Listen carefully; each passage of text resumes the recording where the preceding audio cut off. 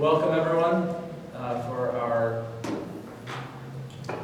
colloquium, seminar, what do we call this?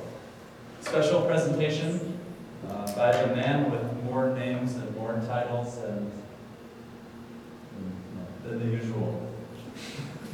In fact, he's an extraordinary professor. That's one of his titles. I've had the privilege of collaborating with Dr. Gilles-Maurice de Schryver. It's not the scribe in Dutch. One of many people he's collaborated with around the world. He has, have you hit the 400 mark yet? He's closing in on 400 career publications, an astronomical number. Mind-boggling, actually. Although ChatGPT won't admit it, he's one of the world's leading lexicographers. He's from Ghent University in Belgium. He has many other affiliations within the institution, across other institutions, including Pretoria University in South Africa. He is a world-leading lexicographer, and he has revolutionized the study of dictionaries in African languages, in large part, an important part of which involves building some of the largest corpora of African languages. Virtually all of the largest we've had available. For the Bantu languages. We've taken a bit of time already. He has some very exciting work to share with us, so I'm going to turn it over to Dr. Gilles-Maurice de Schryver. Thank you. Thank you, Michael. So we're going to talk about things that are fantastic, things that fail. Fail? Yes. And in between, a very popular team here in America, the alternative world, alternative realities, basically things that kind of look okay but are actually fake. The field is lexicography, so the field of picture making, and today that means making use of very large language models. I hope you know what they are. If not, I'll say a few things about them, but not too much.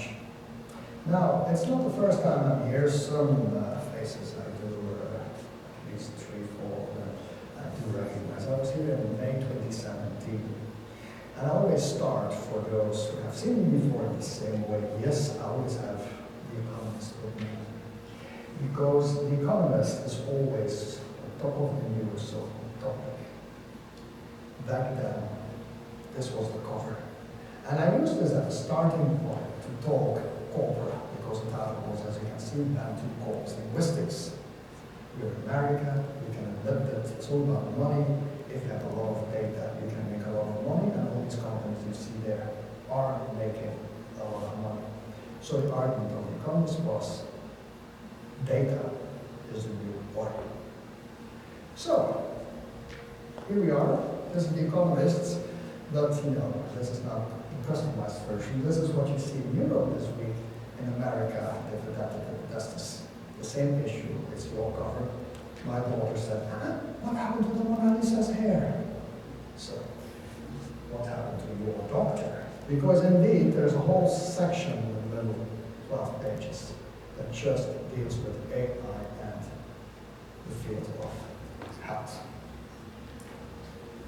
So, it's a hot topic, and I hope to be again on topic. So, if you want to know more about that, it's always balanced, go to The Economist. No, I do not want to share the entire company of The Economist. I just love reading it. Okay, so AI, so artificial intelligence, since the end of 22 means of the generative type. Better known now as the tool that everyone uses is ChatGPT. So launched on November 2022. And since that day, it didn't take long. It seems as simply everyone and every discipline wants to see if it can do something for them. We're in a university setting, so what happened there? People need to police it, and you have two extremes. You have, especially in countries like Australia and Britain, where they try to build a wall and take it out of the system. And the other extreme, in my university, Ghent University in Belgium is an example where they did the exact opposite. The rector of my university 3 weeks ago announced publicly that as of next academic year, so that's this October, we will be allowed to have students use ChatGPT and similar tools. And not only that, they will be encouraged to use it. Now, I'm the secretary of the exam committee. That has implications. I have to rewrite all the outcomes of each course. There's no point in demanding from the students anymore that they can summarize an article. ChatGPT can do that much better. There's no point in extracting keywords from the text. The machine can do that better. There's no point even to demand from your students anymore that they can write. The machine can correct your text. Forget about spelling, grammar. So these were some of the outcomes if, for example, you produce an MA. We have to take them out and put in, use ChatGPT or Anthrop or Mistral and all the others. Say that you use it ethically, and improve what the machines gives you. So these two extremes, that's the second bullet point. Some people are angry, some people are predictive and the end of the world. Others, especially people in the field, think it was a wonderful thing. As far as linguistics is concerned, I just heard again someone was cursing and mentioned Chomsky. So yes, Chomsky is one of those who thinks it's all a waste of time and it is laughable that we use it. My reply to everybody is, don't prejudge. Try it in your own discipline, whatever it may be. Don't just play for a day and go away. Try it seriously and decide for yourself. So my field is lexicography, and I'm going to show you the results within my field. So let's not prejudge. I don't say it is fantastic because it can pass an exam, or it is bad because it can pass an exam. No, I have no opinion as a starting point. Now, we have to say a few things about what does that mean, this chat and the GPT. So the GPT actually stands for the Generative Pre-trained Transformer. Different tools, that's the type of tool that is now so popular. It's trained, and that's the whole idea, on massive amounts of text.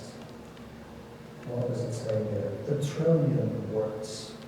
Now, 1 trillion words, in America everything is big, so we can talk about trillions of that, okay, in dollar terms. But let's bring it back to Africa, which is the field where I work. If you have a corpus of a language of 1 million words, that's considered big, especially for some. Not for Swahili or Zulu, but the languages you typically work on. If you gather 1 million words, that's big. Now, what is 1 trillion? We have 500 Bantu languages, so that's 500 million. That's way too small, because actually we need 1 million Bantu languages, with each 1 million words in the corpus to reach 1 trillion. So just to give you an idea of big numbers. You're talking 1 million Bantu language code. 1 million. It was trained on ever-increasing numbers of data to the point that they started fine-tuning it for different tasks. And that's when you arrive at the chat part. What we now use is this chat function. It's question and answer, but in a very human way. So this is the fine-tuning on top of the model. Why is it working so well? Because it has these massive amounts of data. How does it do it? It takes these massive amounts of data and what you type in as your query, your prompt. That's a new term. We all have to become prompters. Okay? We prompt the machine and it starts analyzing that text by tokenizing it. Now, normally token in our field means a word, but actually they go deeper it's even parts of words, including punctuation. Given I introduced the economist, here's an article of back then that showed that, or tried to show. Imagine you have the promise of large language models is that they, and that's simplified, we just take the words word for word. They tokenize, meaning each word in this simple example becomes a token. And they do something more, even they add numbers to that. After tokenization, we go to embedding. Each of the tokens is put in a space, it's like a thesaurus, and we show it. So the promise of large language models. So promise is embedded in space. Looks like Roger's thesaurus. Language and large and model. And you see similar words around. Next step is the attention span. So connections are made between each of those tokens. Now in practice, connections in mathematical statistical terms means you convert the numbers and you give weights to each of the possible links. And you can see with animation, and depending on the link, the numbers, the weights, the likelihood of another word following a previous word changes. And then finally, is the completion.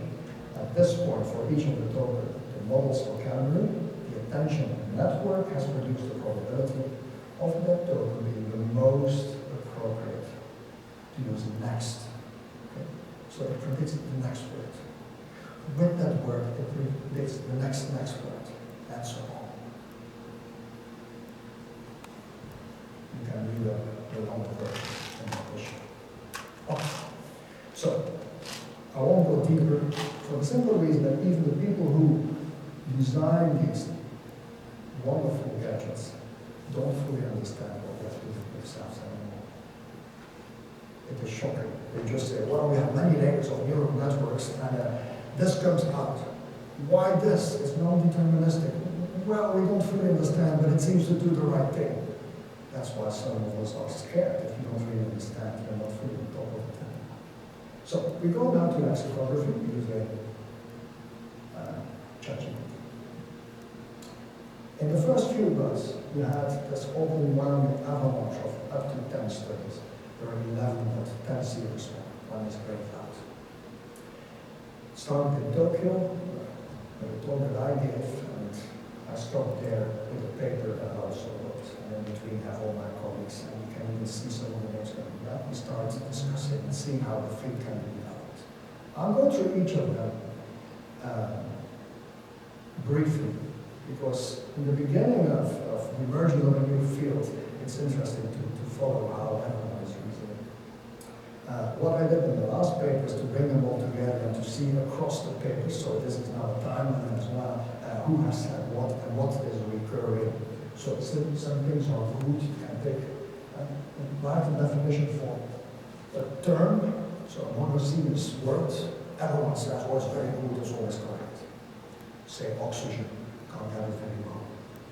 Do the same for a polysemes word, so, poor, and only at the end, when you get to the right prompts, does it become good. So this is what, amongst others, you can see in the overview article that I wrote. And you can also see we use it for pre-lexicography, so called as building, lexicography itself, and then even post-lexicography, all the way to meta-lexicography.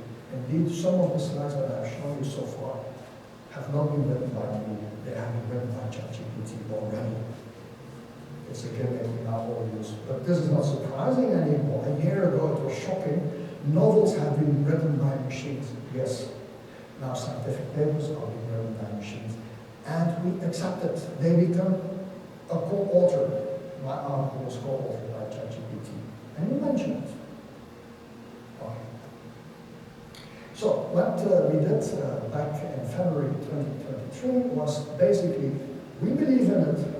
So we make a piece of software that takes the output of ChatGPT, dumps it into our dictionary writing system directly, fully automatically, so that basically overnight you can write a whole dictionary. You wake up in the morning and all you have to do is look at it, check out what is really crazy, keep what is right, adapt, and you have a dictionary.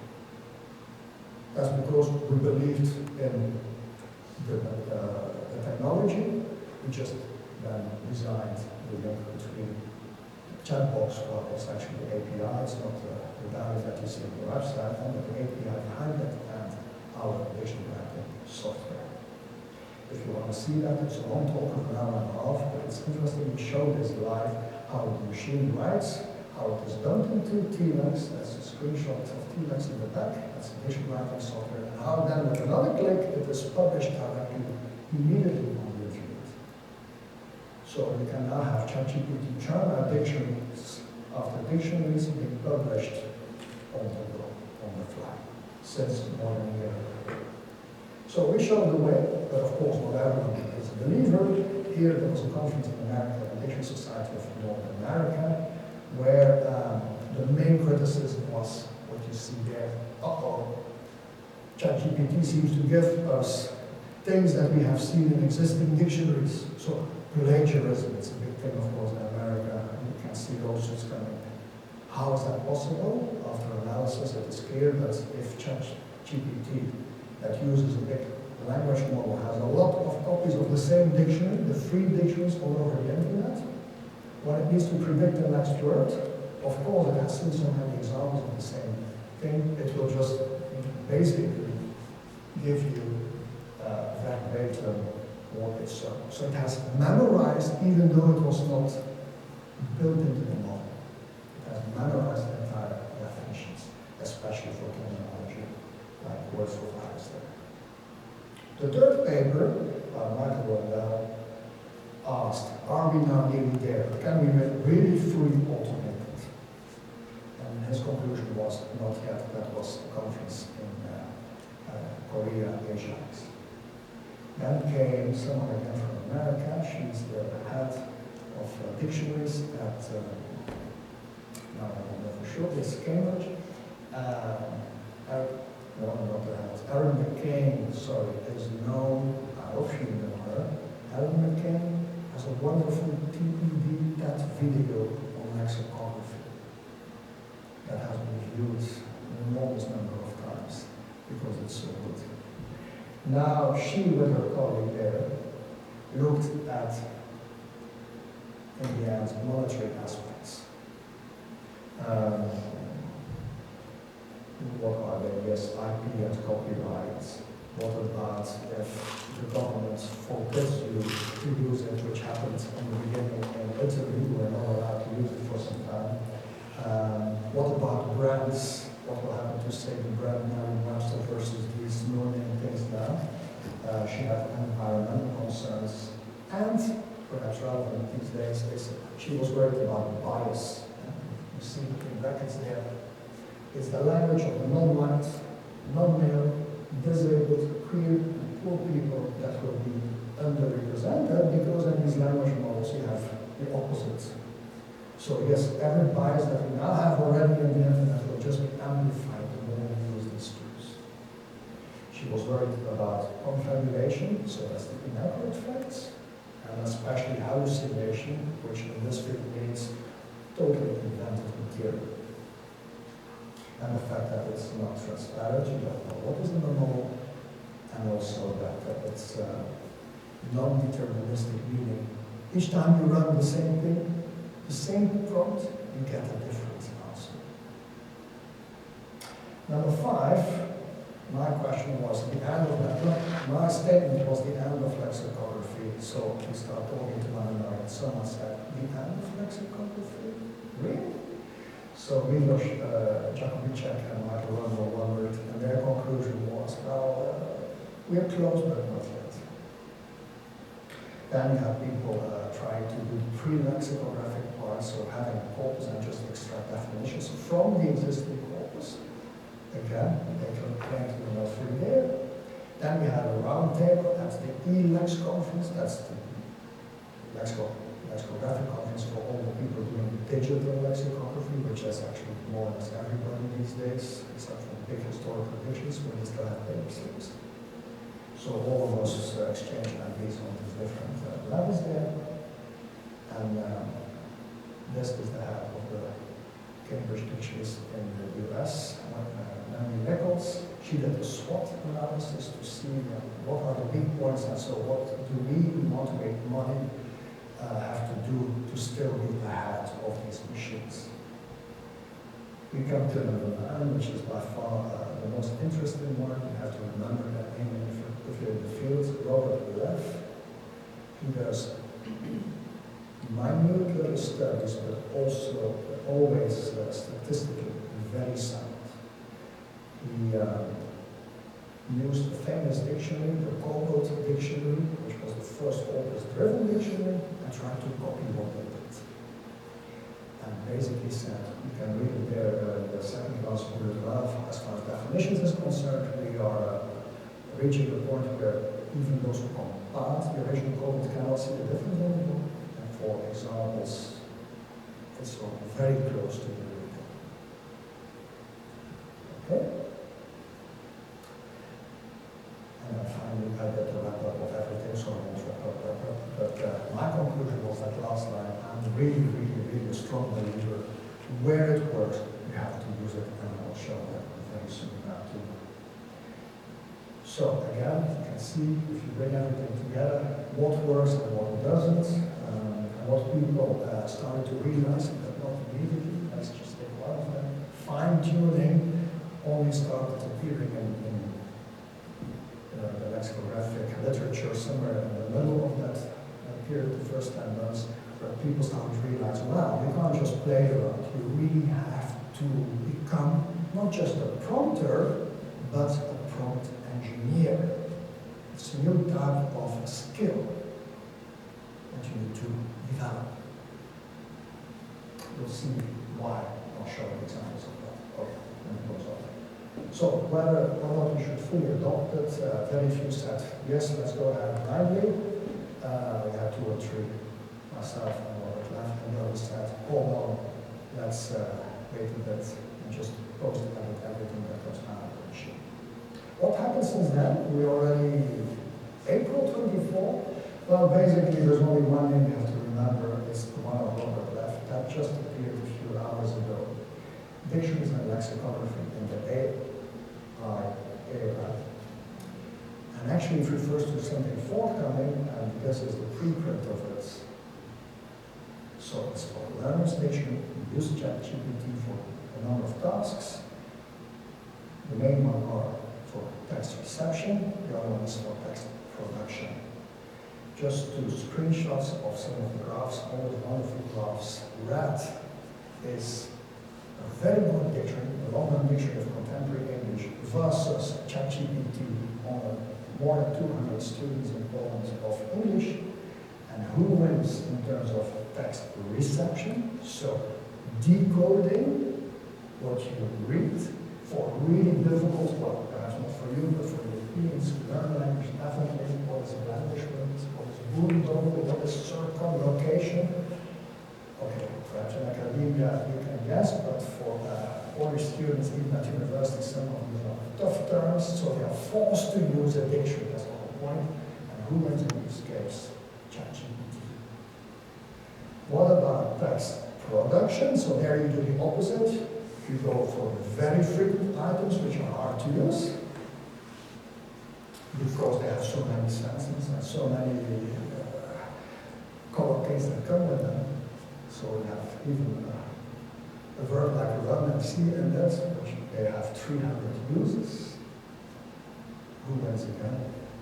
The machine. So it's unpublished. The draft is online, so I'm showing you this. So this is the latest very serious research, not on a few people. Like 10 months ago, now we have big numbers doing serious studies. Okay? So, conclusion. It looks fantastic. But you see what is on top of fantastic, and that is important. And we take it as a given, but of course we from Europe don't take it as a given. It works for monolingual English dictionaries, because these large language models work with data that is for 90% or more people just English.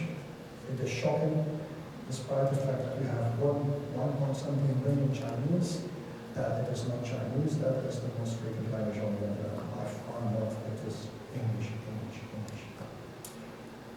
This has implications, of course.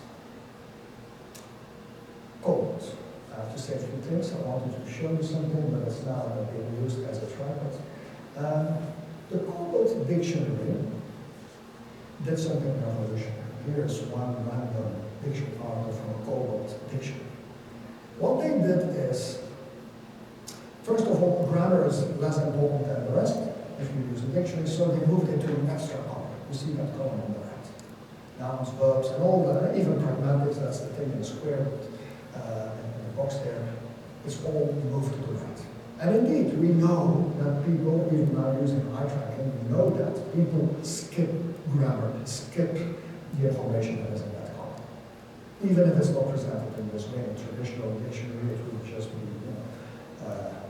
put all before the uses are shown. Then we look at, this is the monolingual dictionary for learners, look at how material is defined. This is not your typical verb or noun, this is now an adjective. One, you use particular to emphasize that, etc. Two, if a person or a thing has a particular quality, etc. Three, you can use particular to emphasize. Four, if you say that someone is particular, comma, tak. Now you say, what is special about it? This was invented by none other than Patrick Hanks. His book is now in fact Patrick Hanks realized that the best way to define is to first show its typical use, and hence to repeat the lemma in your definition. That's the first part. It shows a typical collocate automatically by doing that. Four, if you say that someone is particular, okay, someone is particular. In a traditional dictionary, you would say someone, S-O dot, you have to decode all this. No, make it plain language. If someone is particular, comma, then comes a paraphrase, the explanation, traditionally known as definition. It's a full sentence definition. Entire PhDs have been written on this invention, and it seems to be what we know the best is the best way to define. Patrick Hanks calls it explain or explanations. Here he is, Patrick Hanks. I pictured him in Brno, looking in one to the paper version of the Cobalt dictionary. I also edited his specialist, and there is his main linguistic contribution to the field. Unfortunately, 2 months ago he lost. But do read, remember, to read his work and remember his. 40 years ago, he developed this. You remember I just said, if you this and so on? Well, that is the typical thing you do for verbs. If you or when something, to verb something. For nouns, is more traditional. Say, a table is. If you, and so on. For function verbs, there's another pattern, and so on and so on. So for each of the word classes, each of the parts of speech, by studying corpus data manually, Patrick Hanks realized there are patterns that you can use when you define. So he used those patterns, gave it to a programmer, and basically, I only just revealed this in my last article, a computer wrote all the definitions in the first cohort. No one knew for 40 years. Just before he passed away, I wrote an agreement that he revealed it. Because it's important. What ChatGPT is doing today, Patrick Hanks invented 40 years ago. He studied large amounts of data, understood language is patterned, it follows these, he also has a pattern dictionary of English verbs and everything else. So it is all about patterns. Once you decode that, you can predict what comes. So that is what he did. So of course, if we now try to have a machine make a Cobalt dictionary, it's as good, if not better, by definition, because of course a machine can do better 40 years later with trillions of words than Patrick Hanks with a million of words or 100 million at a time. Yes. very important to realize. Based on all that, I made one prompt, one single prompt. And here it is. You talk to ChatGPT, you say, you please give me a common sound dictionary entry for whatever it may be. Start with frequency information, because we have frequency information in that dictionary. And then each sentence should be a numbered block. It's the convention, remember that. Each block starts with a part of speech, so we can mix nouns and verbs, and it's about the table. Followed by a definition, examples. For the examples, make sure to vary them. Don't have the teacher says, the teacher thinks, the teacher, try to be original. And just produce high quality material. This is my prompt. I put it in my dictionary writing software. Click. Randomly make me a dictionary for each article with this prompt, which I did. And here's an example. A hard verb to define because it's a verb of communication. They have complex patterns. Recommend.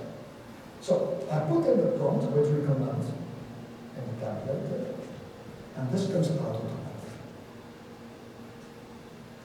The verb recommend is frequently used, yes. So that's the frequency language. Then a bit of morphology. Then the sense. If you recommend someone or something, comma. So he understands the codal style. I did not define it. I just had used the codal style. So I went into its large language model and understood what it means. Then continues. Examples. She recommends this book. The professor, of course, recommended John for something. We come, and so on and so on. There's variation in look. At least the non-native speaker like me, they will compensate. 2. If a doctor recommends something, a certain treatment, animal. 3. 3 in the sense, if something is recommended, with examples. 4, you have 4, yes, if someone is recommended for a job. After a passive interview, Alice was recommended. So all of this is done fully automatically.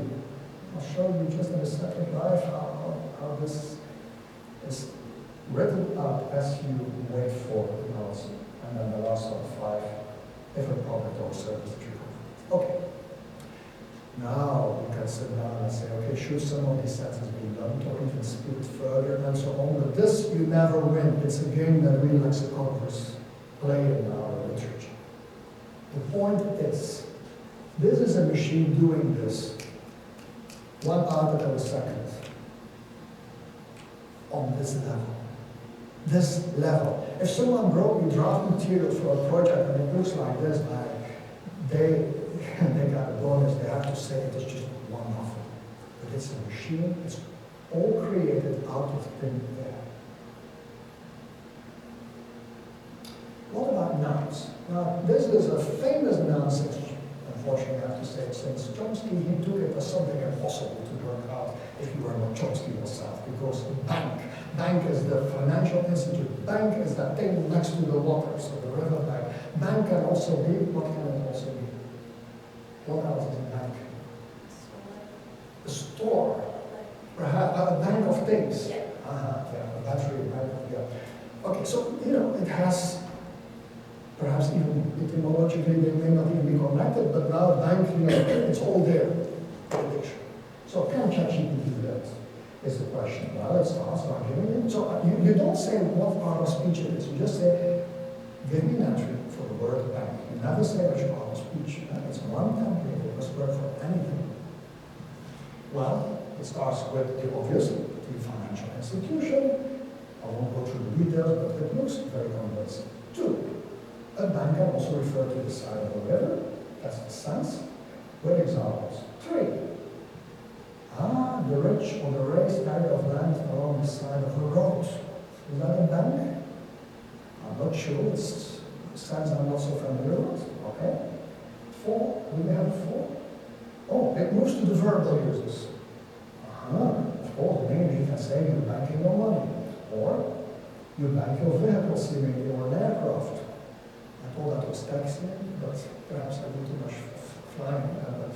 next sentence. Okay. Again, is it complete? Probably not. If you look at the real calls, you may see more. Patrick Hanks would find fault with it. But remember, all this is done on the fly, based on whatever is in the language model. Conclusion for English, and all the future papers will continue to prove it, it is superb. All you can do is fiddle around at the patches. But of course, that's not good enough. We are Europeans, we have all learned English as the second, third, fourth language. I think for me it was my fourth. So you go to translation dictionaries. So there's still some English involved. And I've already revealed the answer. Be careful. Because it's like this picture. In October, I was invited to talk in Sao Paulo, Brazil. And I arrived on the campus thinking, I need a good example, okay? And I was looking up, and I have this, a modern phone is also a camera, as you know. For me, it's new. I'm a very late adopter. I just had it, so I took this picture. I needed data for that audience. I'm in Brazil, they speak Portuguese. I enter one of the buildings, and I see these students writing something and trying to decode it. And it shows you how all this work. So I move around because I'm intrigued. I see what is the Romance people don't speak, but what is Generative? Strike. Uh-oh, strike. No, I have to talk to them. Come, strike it. And indeed, there were, everything was empty and blocked and so on. Right? But as a result, I had my words. Let me start it. Strike. So I took my prompt that I already had, just used deep out to translate it to, I'm sure I didn't check it, but I'm sure the Portuguese is very good. I think I even chose Brazilian Portuguese, put the Generative, assuming it will do a very good job, just like we saw for monolingual English dictionaries. And here's the answer. It looks similar. It tells me, oh, you see this word, strike, is in the top 2,000 words of English. It shows a sense 1, a sense 2, a sense 3. Wait a moment. What was my prompt again? My prompt was, please give me a dictionary article called style for strike. Start with, the whole thing is in Portuguese. And it gives me an English article. What did I do wrong here? I did all this work together translated. So, I tell the machine, obrigado, thank you. But, in reality, I want to see Portuguese. Give me a monolingual dictionary, monolingual, para, etc. in Portuguese. So now I put the non-strike, the greve, etc. Okay, so that's the fine-tuning. You need to do this many times, sometimes a whole day, to get your prompt right. And then you see, indeed, suddenly the machine is talking Portuguese to me. Perhaps to make it easier, let's look at the translation. Thanks, that was my reply, but I actually wanted to see more than actually for strike. And ChatGPT, as you know, is extremely friendly. It apologizes profusely and then gives you, tries to, pretends to give you sometimes a better answer. And I'm sure it looks okay. Just look at the example that is relevant for us. The teachers decided to don't strike because of the lack of, well, probably they want a better salary, but it's better to say for better education in general.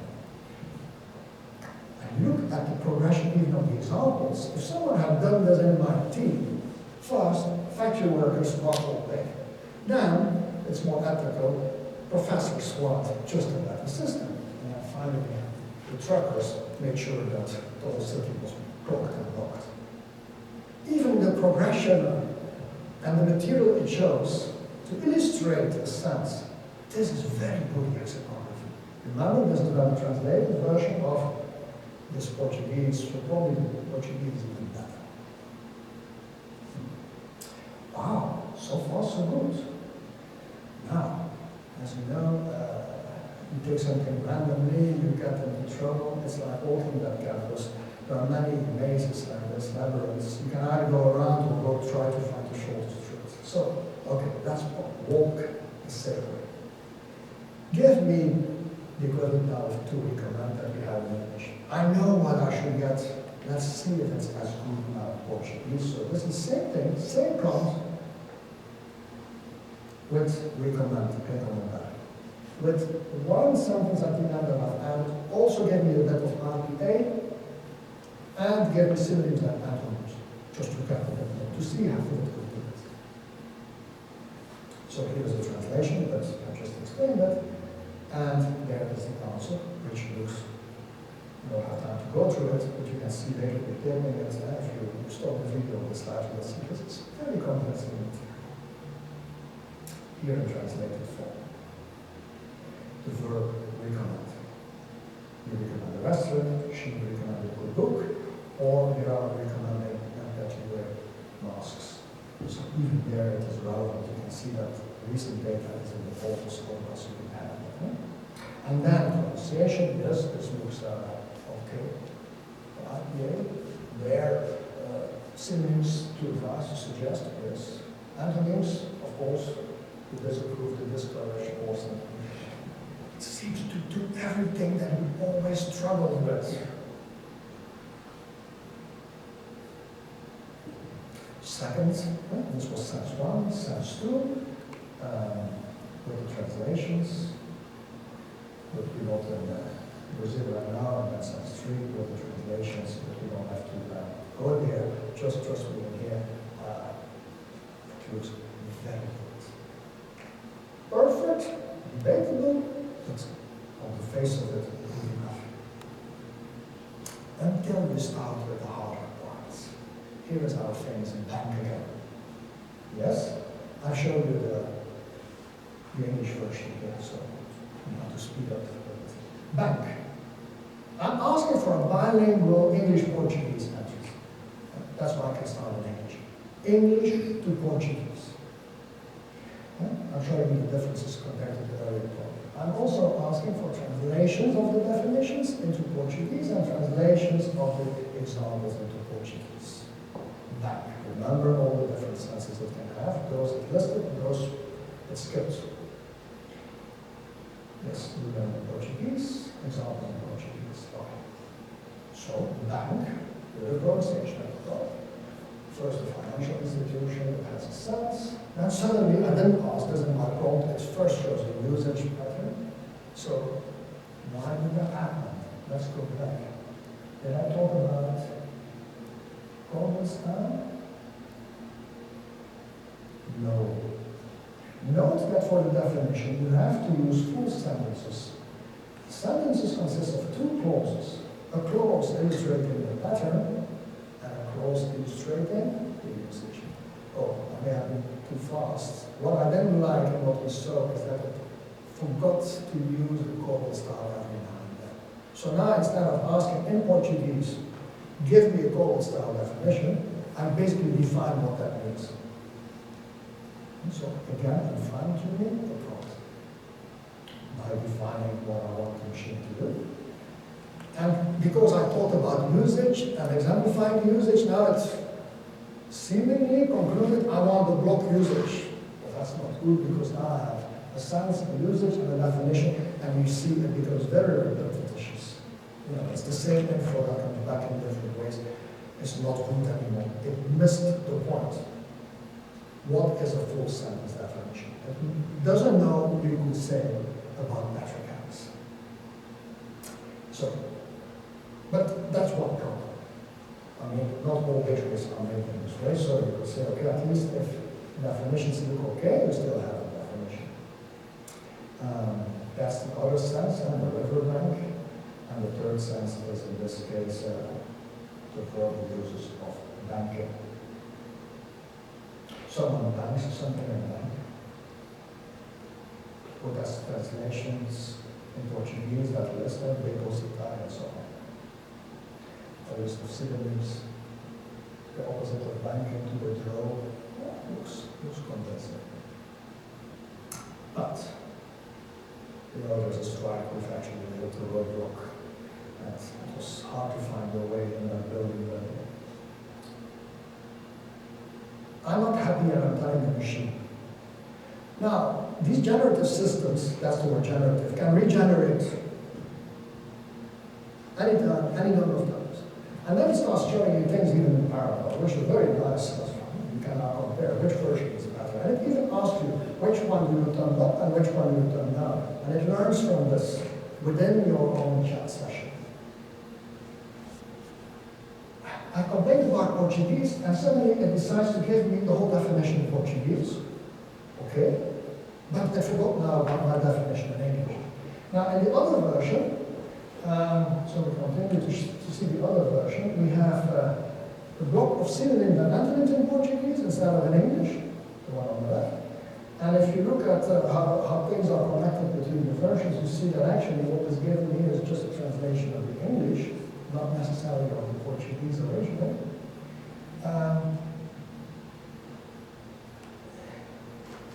Bantu is indeed synonymous with these things that are listed there, but the whole thing starts looking messy. So it does not understand my prompting.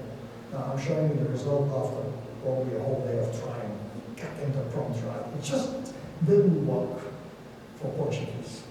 Whether I wrote in English or in Portuguese, I didn't get those beautiful articles that I wrote in monolingual English lexicography. So I said, perhaps it's the problem that I write in English. So that means I really go back to Portuguese and rewrite the whole thing, even what the full sentence definition is in Portuguese. So it's a bilingual dictionary, Portuguese, English now. Let's put the focus on the source language is now Portuguese. You think in Portuguese. You depart from the language and the language structures of Portuguese, not English. You give my definitions in Portuguese. You give my examples in Portuguese. I'll just explain it, but that's a translation if you want to see it later on in full. Here they are between the levels. Okay? Bantu. That's with Portuguese.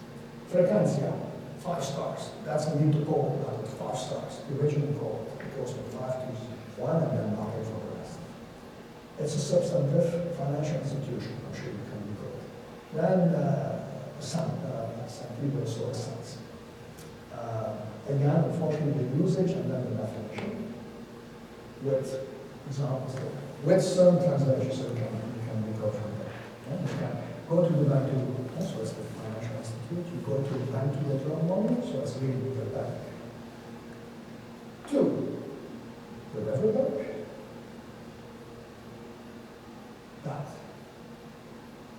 That looks good. A bank, and the plural is bancos. Yes. It's like in English, you have less tables. But now, we were tricking banco. And it starts giving me examples, or even before I get to the examples, first the usage and then the definition, gold star. The banco is not there. Magic, which is the word for riverbank in Portuguese. And then it shows me examples where these same words are used. And indeed, it has not totally confused everything because the synonym of banco is this banjay or bera. But it hasn't done anything with banco in the whole article. So before I put up these fly-ins in Sao Paulo, I asked, is this okay? And the audience said, it's okay. They were full. The dictionary article looks okay, but actually it's wrong. You have something to define and something else is being defined. But you know the language, you read it, it looks okay. You have to be very careful as a result now. And that's part of the hallucination of these machines. They are so confident, arrogant, you would even say. They present you with something, whether it is fully invented, partially correct, or perfect, with the same straight face. Of course, it's a machine. So, conclusion, what can you do with this? What happened? What went wrong? How can it produce something that on the face of it looks like a proper dictionary article, but when you scratch it a bit more, you see that this is a beginner, they forgot what they were doing. It's like in the famous Browse song, you want to go to one city, you end up somewhere else, and so on. So, I'm still Dutch. Now, what happened? And what is the big problem of these large language models from any other language than English? What is it showing here? What is it showing us? Is this, it is writing in Portuguese, but is it, because it's a Portuguese-English dictionary, is it showing us Portuguese usage? Is it showing us Portuguese meaning? So I'm very careful with usage and meaning. Those who are not actually all random talking yesterday understand the difference. There are no meanings, there are only meaning potentials. Where do the meaning potentials come from? You map meaning onto use. It's a famous paper about that. You map meaning onto use. The only thing you have in language is usage. And out of that usage emanates meaning. What happened? It's just directly translating. Exactly. We are looking at English. And this is the crucial point that everyone needs to remember when using these fantastic models for any other language than English. You're not looking at who wanted to do French. No, you don't want to do French? Anyway, you probably may want to do or play with it in French because it's your native language. You're not, if it's Thai, you're not looking at Thai. If it's Zulu, you're not looking at Zulu. You're looking at English translators. So this is English, but it's broken because, wow, the sense of the river bank as banco does not exist in Portuguese. Okay, it's simple. But look how far the machine then goes in playing this trick with us. This is now the verbal use of banco. Right? It tells us that the morphological forms are, well, I've already told you, banco, bancu, bancando, and so on. But that verb does not exist in Portuguese. But it applied to the rules it sees for all the other verbs. So yes, it inflects like this. But there is no verb banco. You cannot bank money using this verb. I needed 3 professors to sort that out. Because they first thought, we talk about in an academic environment, you know English, so you're fooling yourself. No, we can we then? Do we bank? We're all talking to one another, and then you realize, no, we can't. Because what we do, of course, and it's listed at the bottom, we deposit, depositar, or we confer, confiar, we trust someone with our money. But you cannot bank. And indeed, within the whole article, it tries to start with banco and banca, so that it's inflecting. But when it comes to then producing natural sounding examples, these bogus verbs are not there. They use deposit and confinement. So the whole thing is a mess, but it looks beautiful and it can fool you. Okay. But be careful, because someone may have trained that term in some theory and you're in trouble. Okay. So again, remember this. Remember that whatever you see in another language is actually English. You may be lucky when the thing exists in the other language, but it's rare that you have a perfect fit, of course. Most uses conversion diversion. That's one of the fun parts of lexicography. Okay, finally, we come to where it totally fails. We already know where it will fail. It will fail when I'm trying to keep everyone awake. When will it fail? For which languages will it fail? If it was perfect and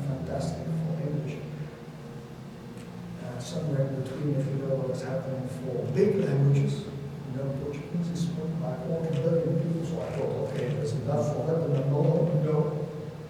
Where would it fail? Mr. Treasurer. It will fail with bilingual English Two.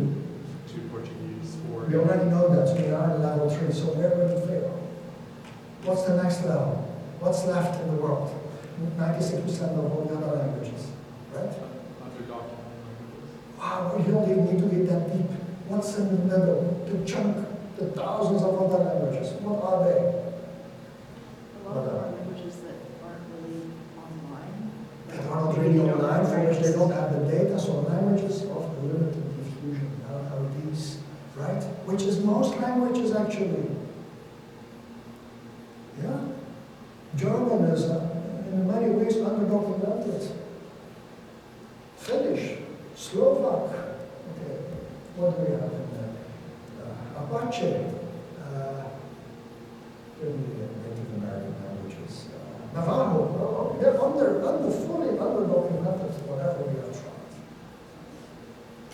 But again, the machine is so good at fooling you, because when you start, hello, ChatGPT, this morning I asked the machine, you know Swahili, and he says, oh, yeah, I'm very familiar with Swahili. Swahili, you see it is spoken in that number of countries, and it's an official language in a number of other countries, as you can read there. Unfortunately here, it's an LLM, so it is just copying whatever one repeats, and it's already a lie. I live in Uganda half of the time, and I can assure you, no one speaks Swahili. It's just Museveni wants to promote it for political reasons, and not even in the army do people speak Swahili. But everyone keeps repeating it, and suddenly the number of speakers of Swahili goes to 14 million extras. They don't exist. But every scientific paper, every book of Swahili repeats this kanar, which is translated as kanar, lie.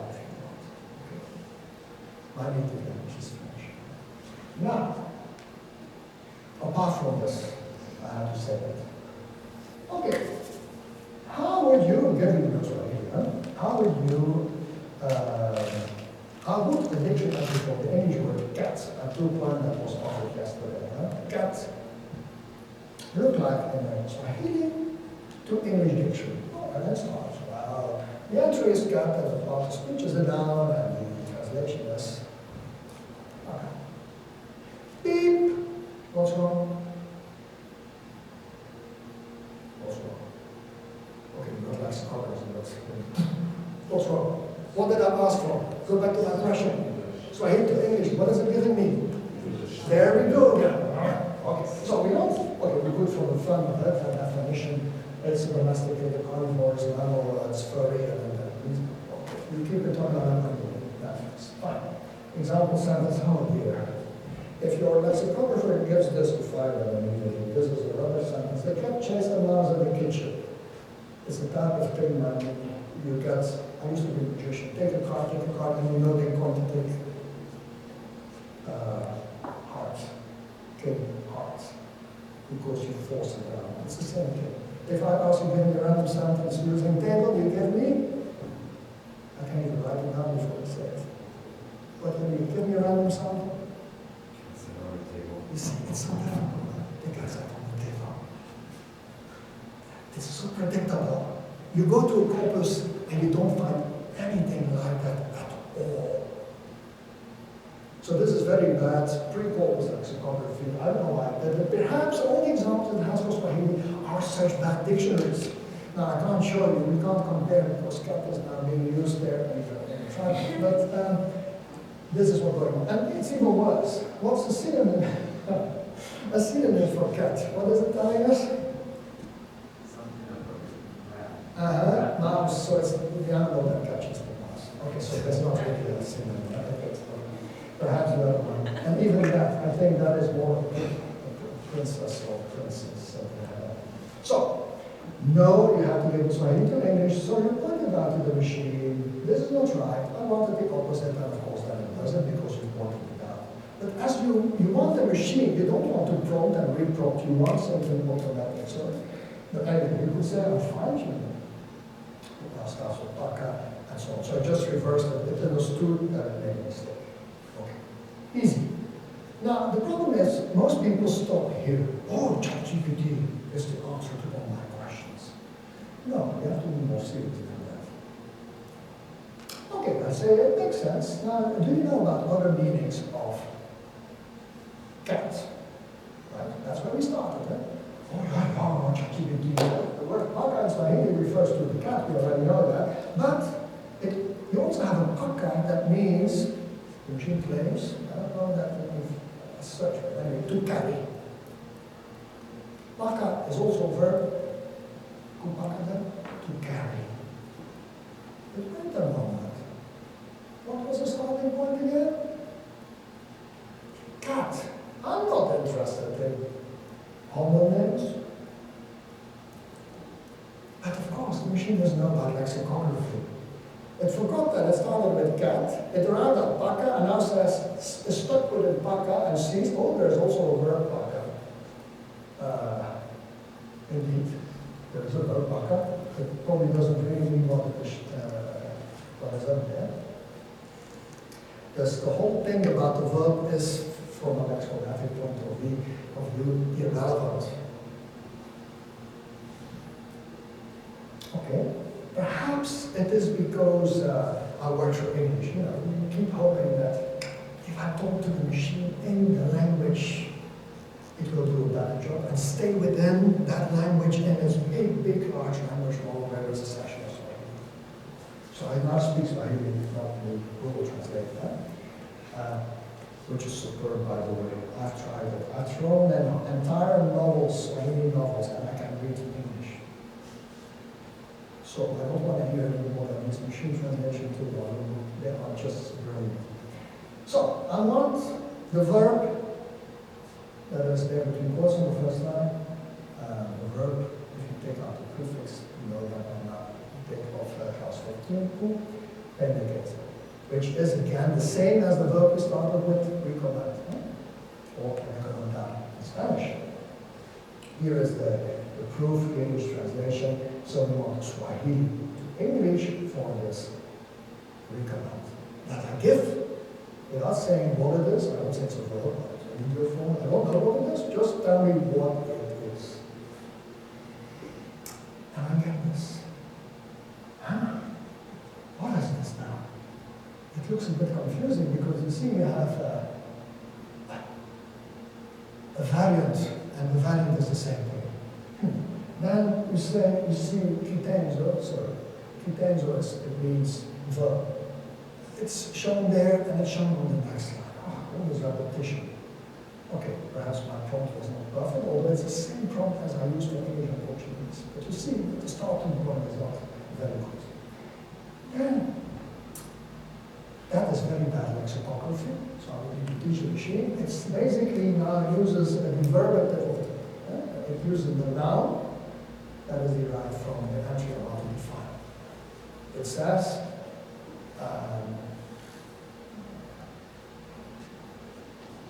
without saying recommend, when someone or something is recommended, no, that's also the, how do I translate this? Recommendation, thank you. Yes. So it's been put in class 6, final O, the verb has been turned into. Why is this bad lexicography? When you want, if you don't know, if you look up this verb and you don't know it, you won't know the noun about it. That's why. So, it's one of the things we teach when we make a dictionary for Bantu languages.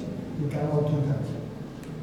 You cannot define what you need to define using as a building block what you need to define. Then it gives you as a synonym, basically the same thing but with a prefix. Okay, so yes, it does those one again, so not very useful.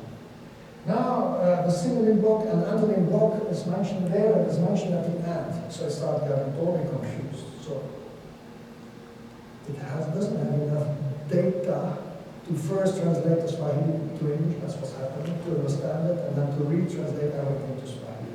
It starts messing up and just goes in a circle of fashion around everything. It starts remembering something, but there is no 2 and 3. You can see at the end, it's really the end. Right? So, okay, very small. So, I say, okay, this is too complex.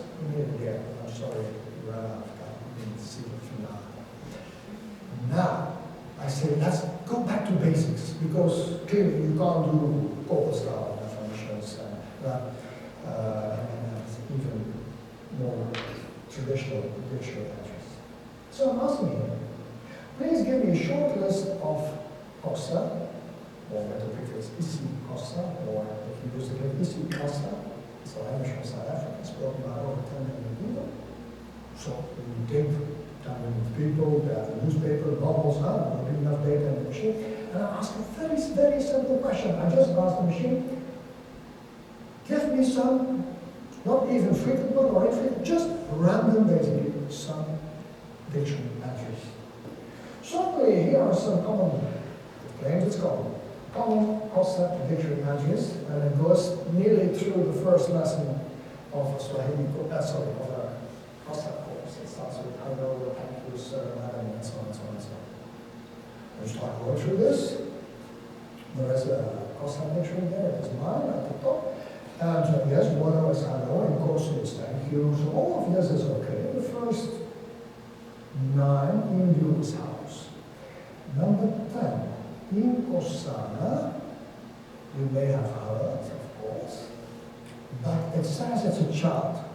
Now, in that same little list, go back down, number 15 in Tuala. Tuala is a child. So what is this first child? So I went to my dictionary, luckily I prepared this. I don't need to undo that stuff here. Inkosana is not a child, it is the prince.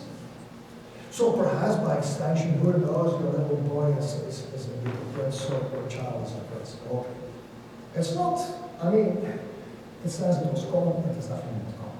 Because that dictionary entry that you see is based on corpus data. You go down a bit further and you see that Iziko is a museum. Iziko is a museum, so I go to my dictionary and say, Iziko is actually a fireplace. So by extension is the center and institute. Okay, perhaps, you know, by extension of extension, it could one day in one environment and one usage be a museum. But if I reverse it and I look on the other side of my dictionary, it's the right direction of my own one, I see that museum is just a loan word, it is just museum. Okay, museum with class time prefix. Okay, and then follow up shots for that languages. So I got it definitely wrong. So I go down a bit further, and so those I won't mention are okay or okay, Nishida, birds. We all know Inyoni, that's the problem. Bird is Inyoni, right, Rebecca? Right. We do comparative Bantu, we know the protoform. But in Kosa, and there is even a picture in my dictionary, a bird is Rebecca. What happened? I also did another dictionary, and I did a number of Bantu language dictionaries with Oxford University Press, and this one is for Zulu. The entry that you now want, that I will show, is actually, it was the same because it's the same publisher, so I have an Inyoni, but it's not in my Kosa dictionary. This one is in my Zulu dictionary. So if for basic vocabulary, it can't even make a difference between Zulu, spoken by 13.5 million people, and Kosa, 10 million people, we are in very deep trouble. So, as an Africanist, these three of these are Africanists, and some of you as well in the future, it means, right? ChatGPT, and it will take a few decades, because we need to bring together all the data, cannot be used if it cannot see these basics. So I'm not even talking lexicography anymore. If it can't see which language we are dealing with. So, to push it, 5 minutes, literally 5 minutes before we start, that's why I'm a bit late, I had asked a question just before we set off from home. Give me now, not a big language, a small language, small between quotes. This is Russo, that's spoken in the east of Uganda. This language spoken by my wife. So I knew I would need her to make sense or not of this. And I got the answer 5 minutes prior to starting today. So I asked the same question. And I'm actually even saying, only focus on frequently used material in Lusoga. Can't get it wrong. There's enough Lusoga on the internet to at least see what is frequent, I assume. So it gives me again a list. So I only have a table that I got in an email that I screenshotted and I gave you the answer. I haven't done any flags because I really am going to analyze it. So, starting point, translated by my wife. And then, she maybe has a column, Lusoga or Luganda, which is Luganda is the big neighboring language spoken by, well, even more millions of people. And then she said, whether it is right or wrong on whatever level. Now let's start counting. I haven't done it. The wrong one is 1, 2, or the number 1, 2, 3, 4, 5, 6, 7, 8, 9, 10, 11, 12. So 60% is wrong. The fifth. Remember my words. If 60% of what the machine gives you on a basic level is either neighboring language or just gibberish, I mean, you even have question marks, there's no such thing in this language. I'm sorry, I have no idea, and she is the specialist on the language. She designed the orthography, compiled the first dictionary, wrote the first grammar, compiled the first primers. She has no idea what this machine is talking about. So what is the conclusion of all of this? There's a lot of excitement in this field. The current edition of The Economist is devoting 12 pages on it. All the money of the world is going into NVIDIA and the chips that power all this. If you had chips in NVIDIA 3 years ago, you are now a millionaire. It is asymptotic help. But depending on what it will be used for, and we are talking language, given our field, it may not be as useful as they claim. Now, everything has powered by AI. We have a chat box for you, and you can't do anything anymore, and it is in your face. Most of it is fake. It's not there. Huh? They just pretend it. But even when they do, be very careful when it is non-English. That's the bottom. We're safe in English. We need some time before it will work. At large for other languages and for your own field. Now the conclusion, for the first time I can be less enthusiastic. I should have a warning if they use my software T-Lex. Be careful if it is for other languages than English. Do not trust anything at face value. Double check. Use your own corpus in addition. Have your operators who speak the language with you to check everything. But for certain very narrow subfields, it may work. We saw with the Portuguese data that there is a level where it looks convincing and is correct, but not at